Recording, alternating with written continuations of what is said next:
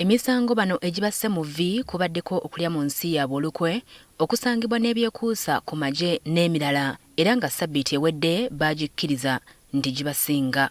Ssentebe wa kkooti eno Brigadier General Robert Freeman Mugabe asoose kubategeeza nga kkooti bwe yeesigamye ku bujulizi bo bennyini bwe beewako ne batuuka n'okukkiriza emisango nga tebakakiddwa. One, the maximum sentence for the offence of treachery is death.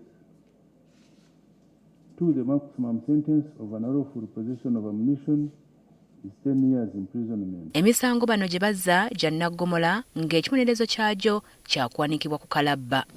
Wano kkooti weesinzidde ne bawa ekibonerezo kya myaka 5 ku musango gw'okulya mu nsi yaabwe olukwe, so ng'ogw'okusangibwa n'ebintu ebyekuusa ku magye balabuddwa bulabulwa.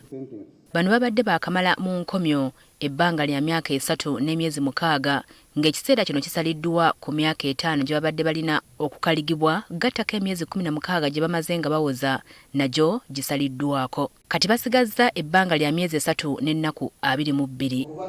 Abamu balabiddwako nga booza ne ku mmunye. Babadde balowooza nti olwaleero tebasula mu nkomyo era ekibonerezo kibajje mu mbeera ne beecwacwana. Tusaba omukulembeze w'eggwanga tulaajana tuboneredde ennaku gye tulabidde mu kkomera nnene. 13 abakyagumizza omutwe nti bo tebazzanga ku musango gwonna, ensonga zaabwe zongezeddwayo okutuusa nga 27 omwezi ogujja lwe zigenda okutandika okuwulirwa.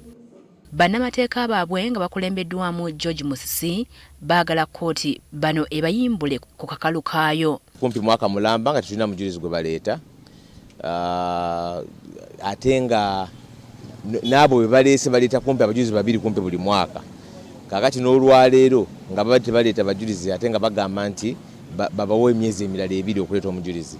Bano bazziddwayo mu kkomera e Luzira n'Ekitalya.